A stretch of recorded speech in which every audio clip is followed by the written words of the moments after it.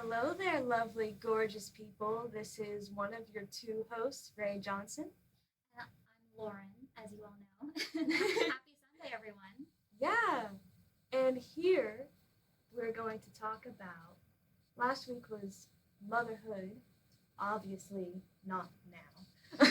Years down the line. Oh, Well, yeah. not like years, but maybe 7 or 8 years. Yeah, no, not a decade, but like. Oh no, I can't wait that long. I don't want to. Lauren! I definitely not another 10 or 20 years ago. I'll be too old by then. True. Like I'm not gonna be fertile forever. It's not the too old in the sense of like being able to. It's more of just the energy of keeping up with the child that long into your life. But anyways, we're not going to be, biblical Sarah's here having a baby at 90. Oh no. But we probably would laugh at that like she did. But today we're going to talk about what life has been like so far as seniors. And it's about to be a full month for this upcoming week. It seems that it's gone by so slow though. And I know as soon as I say that, probably the next recording we'll have, or future ones down the line, I'll retract that statement and say how fast it's been. But I want to ask you, Lauren, first, what it's been like now that you're a big bad senior. Yeah, that's gonna be. Anyways, yeah, I think it's been really very peaceful year. I'd say very easy compared to prior years, and maybe that's just because this semester I'm only taking 3 classes because I fulfilled most of my requirements and like general education requirements and major requirements. So my goal this year was not to overwhelm myself, but just do everything I need to do to fulfill everything and enjoy this year as much as we possibly can because it is our last go around. Honestly, and I'm so jealous of your schedule. Just 3 classes. If I'm counting both choir and music lessons, I'm doing 8. Oh, well, but that's fun though. Yeah. I mean, choir, it's 3 times a week, and it's basically like a break in the day when that happens. But still, and it's a really cool way to wake up in the morning and just to have my 11 o'clock music instructor. It's not who I have been having this whole time, it's someone different because there's been so many new music majors and minors that have just infiltrated as freshmen that since the one I had, Candace, is a doctorate in music, they wanted her to be more responsible for just solely those groups instead of the non-majors or minors like myself. So it makes a lot of sense, and we're still both kind of sad, but Melanie is great. And what's really cool is she's letting me do, because I've been inspired from last semester by the Japanese culture, to do an anime song for one of my favorite shows, and I'm going to do it in Japanese and in English. Look at you go. Okay. Yeah. And you had Candace too. I have her right now for History of American Music. Oh, see. She's Oh my wonderful. god, she's so cute. I love her. I Yeah. love her. That's so sweet. So, what's been your favorite part of this semester so far? It hasn't even been a month yet. But Oh, I know, yeah. In some ways, it seems like it already has been 2 months.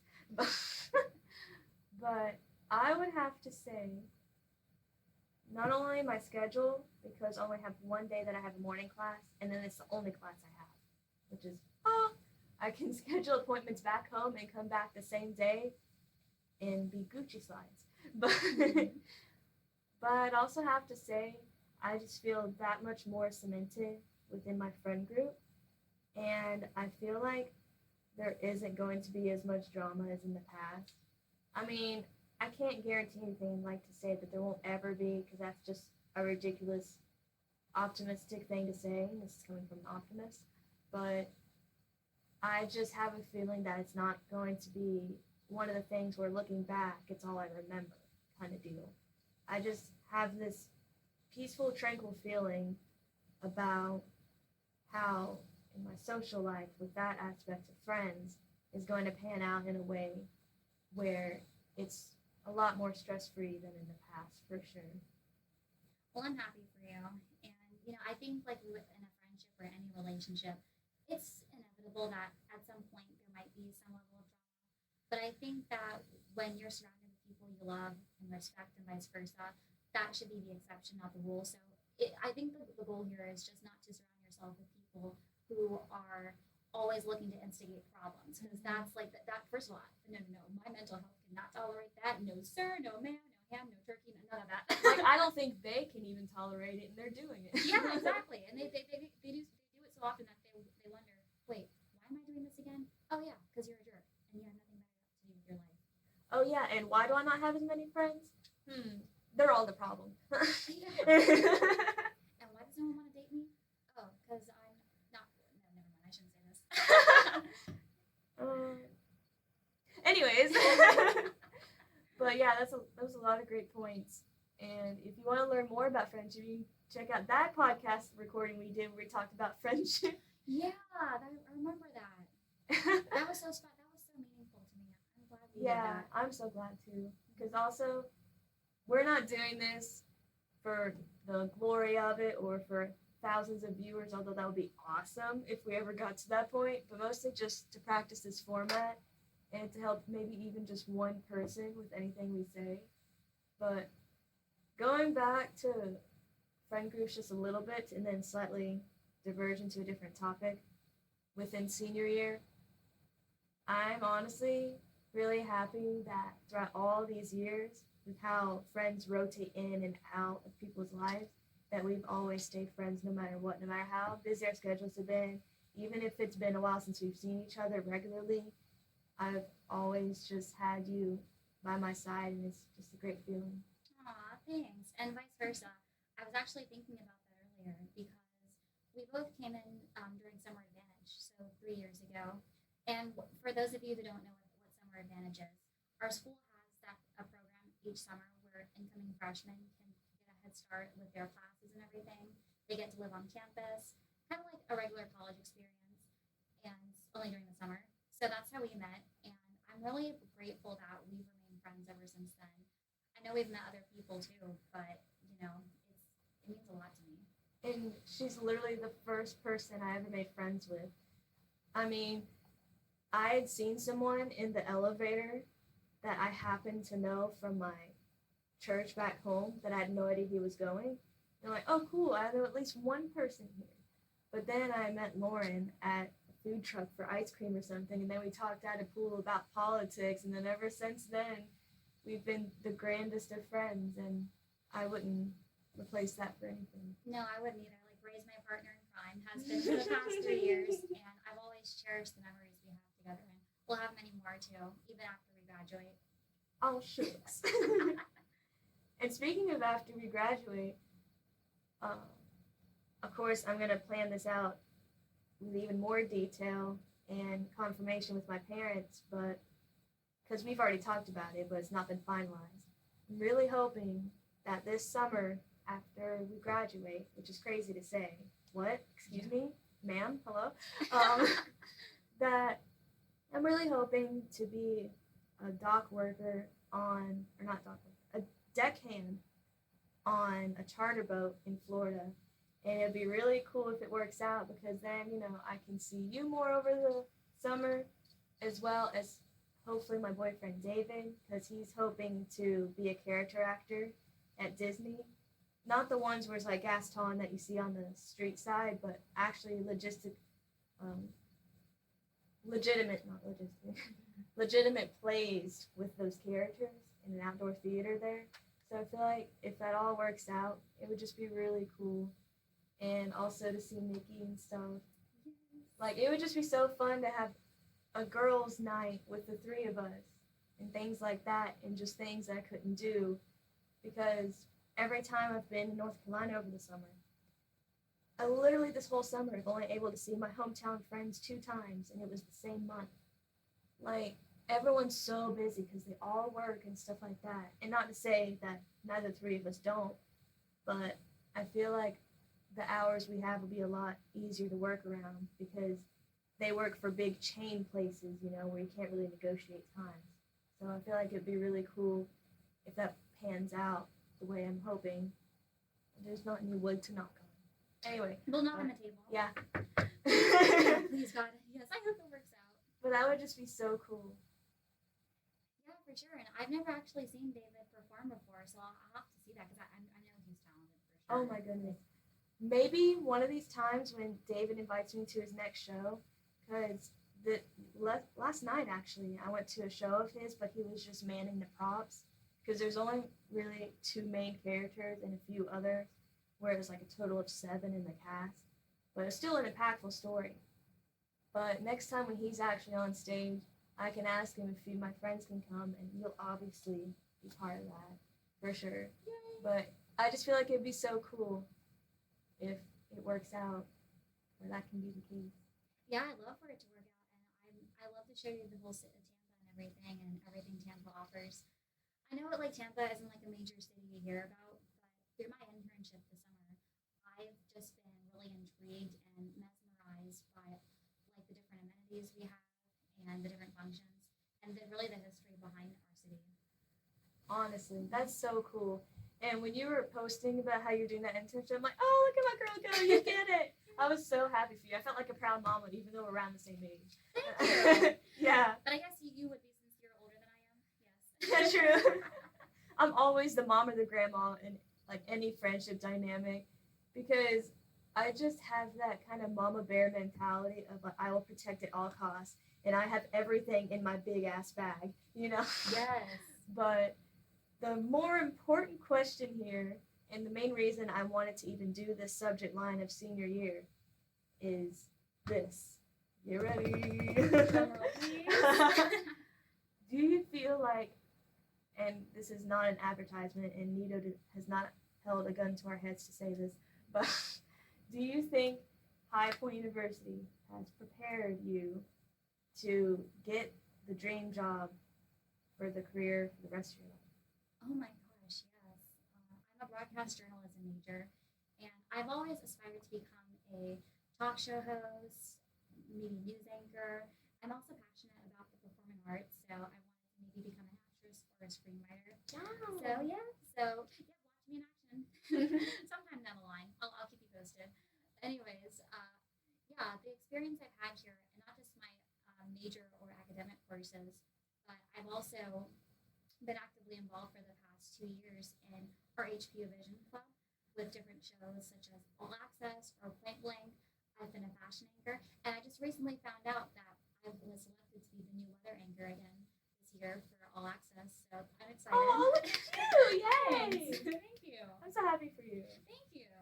But yeah, to answer your question, yes, I think the more real world experience you can get in addition to classroom learning is extremely beneficial because you have a chance to collaborate with other people who share similar ambitions. And even those who don't, it really broadens your horizon and enhances your knowledge about what you can do. Because I think college really, it really like shows you what you might be interested in or what you might not be interested in. Mm-hmm. Because you get to explore where your strengths lie. And something, let's say, I wanted to do when I was 13, something that sounded attractive to me at that time may not be up my alley right now, or Right. it happens. Oh, absolutely. College not only is to help you figure out what you want to do in life, but also how to expand your mind with thinking in the process of that and learning it. And to both of those points, I think absolutely High Point has definitely helped with that. And I feel that I have been a lot more open minded. Not to say I wasn't before, but just more of the diversity of people I've met here. I mean, even starting with Lauren, I never, if I had gone to state or something, or ECU, I probably would not have met such a wonderful Floridian and have gotten to know, just in general, such amazing people because this school has attracted so many from the Northeast due to how it's a lot cheaper than the North, which I feel sorry for you guys even have to deal with that in the first place. But it's just crazy. I've met so many talented people in addition to Lauren. Just amazing. I mean, literally, there's a friend of mine, Jack Mahagan. You know him, right? Mm-hmm. I literally feel like he's going to be the next Spielberg, hands down. He's just, his creative vision and the way he's so passionate about directing, it's just remarkable. And I'm so glad his capstone got chosen and I voted for it. And I really hope, again, fingers crossed, knock on wood, all that I can work as crew on his project. And also a friend of ours, Liv. And it's just truly great how inspiring people can be in even very specific niches you're not even led to do. Because, like Lauren, I also want to have my own show, but I want to be on a boat.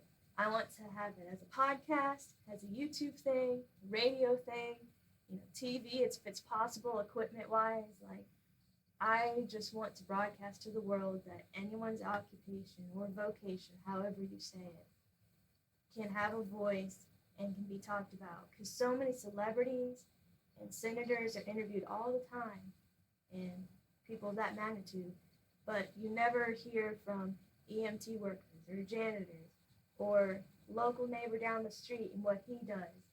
I want those people to feel, if they feel provoked to even want to willingly be on a show like mine, to have their chance to shine. Because it's so important to me that everyone's story is heard. And I know Lauren feels the exact same way, and I have a feeling she'll conduct herself in a similar mindset with her show. And I just would love to use the boat as an excuse to literally, with an international captain's license, to go anywhere around the world, interview people from Europe, Asia, Australia, just anywhere, man. I would just have an absolute blast with that. And I definitely feel with the skills I've learned here, with both through friends, professors, and just myself keeping my head down and doing all the effort it takes to get where I need to be and where I'm going to be. Definitely, without a doubt, I feel confident that once I buy a boat and have it my name and call it Voyager because I'm a Star Trek nerd, I'm easily going to set sail. Yes, you are. And I know you're going to be a pro at anything you do because you just have the best personality, honestly. You always light up everyone's life. And you're so smart too, and you're very experienced. Because I know you've done interviewing in the past, so that's why I think you'd be a phenomenal interviewer or talk show host. And yes, that's something I want to do too. And when I was younger, see, I first decided I wanted to be a talk show host when I was 13 because I watched the show The Fresh Prince of Bel Air. Yes, and I liked how Hillary on that show how she became a talk show host. So when I was younger, I envisioned myself having my own show, similar to, let's say, Ellen or Oprah. But I think now what I want is something like The View because I want to have a show with other women where we discuss diverse topics. And I would like to, if we ever discuss politics, which we probably might, what I would like is to have a group of people with different beliefs because I want to be able to attract a wide audience, regardless of which side of the political spectrum they might be on. Exactly, and that's just the problem with news in the general. It's so catered to one side or the other, where people feel like they have to choose, and then it's ingrained in the mindset. It's like, oh, you don't believe this, then I can't talk to you. And it should never be like that. Because outside of media, if someone's a Democrat and someone else is a Republican, and they walk down the street with their dogs and say hi, and then they somehow inadvertently find out they have different beliefs, they're not just gonna be like, oh man, I have a gun here, like they're going to talk and still be friendly and stuff, like make jokes about what each other believes. But the everyday average Joe is not nearly as divisive as the media is making out our whole country to be with its citizens, and it's ridiculous. So I really applaud you for, when broaching the subject of politics in the future, that you don't want it to be just one side or the other. You want to cater to everyone because everyone deserves to calmly and respectfully state what they believe. And then you never know, so there could actually be a consensus. And then you can show, hey, there's 5 or 6 of us women here, and we've talked about this, and we have different beliefs. Why can't senators do this?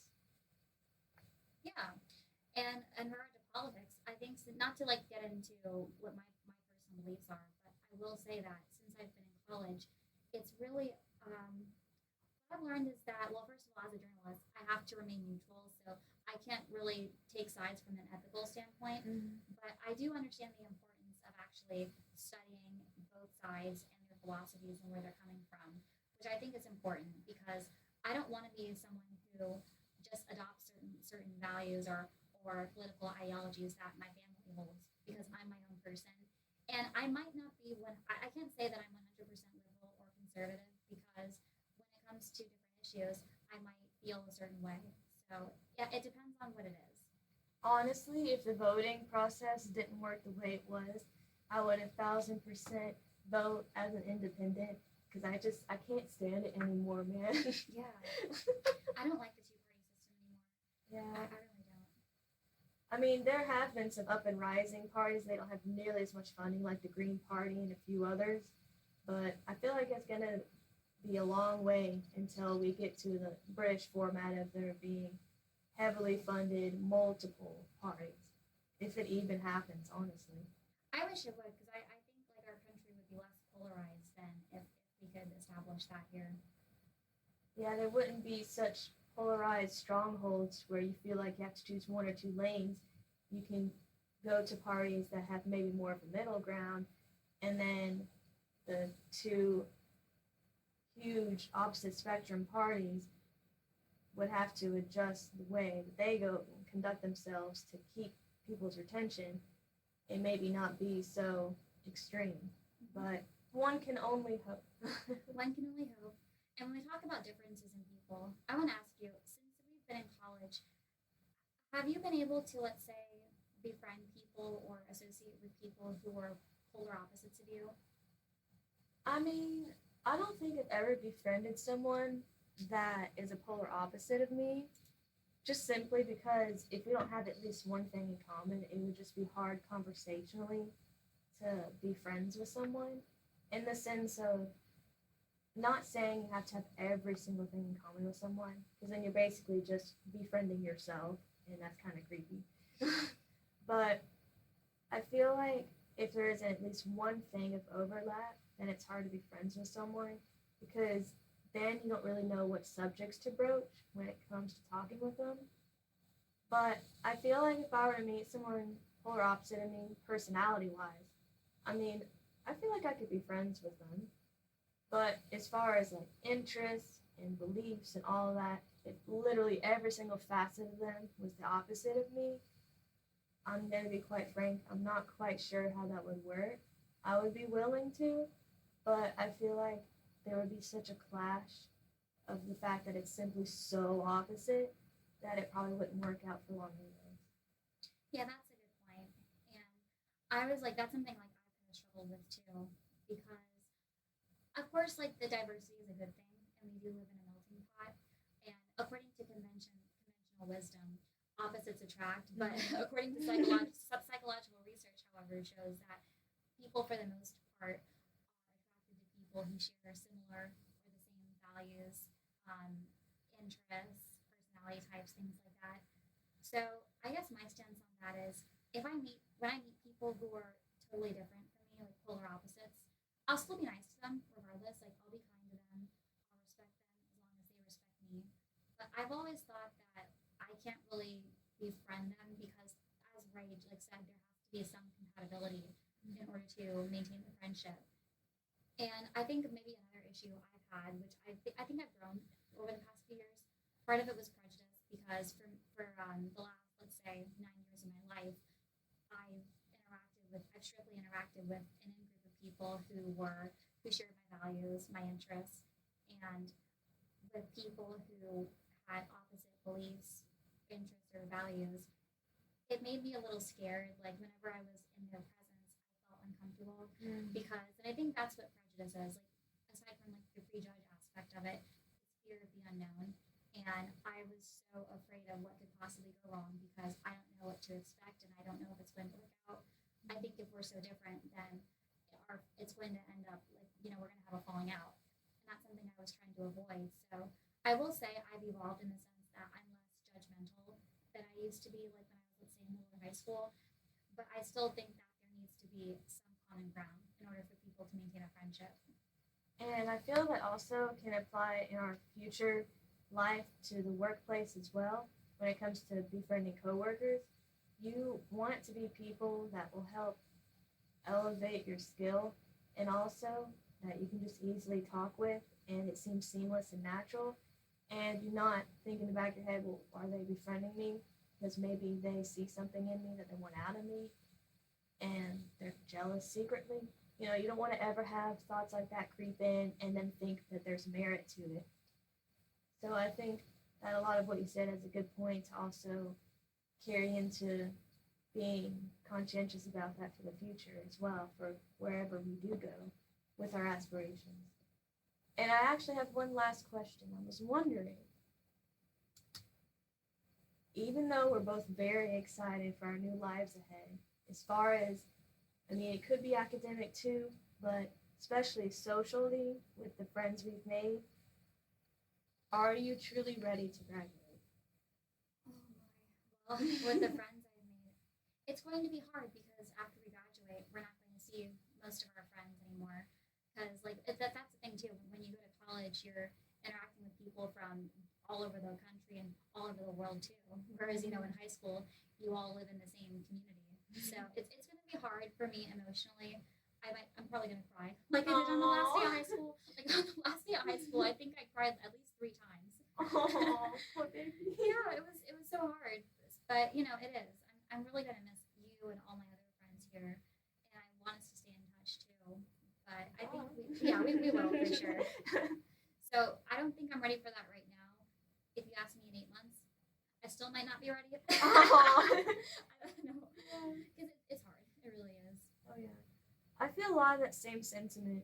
On one hand, I'm really excited because I'm so amped for the potential of hopefully by then, although it may be very much pretentious to say it, that I'd have a vote by then.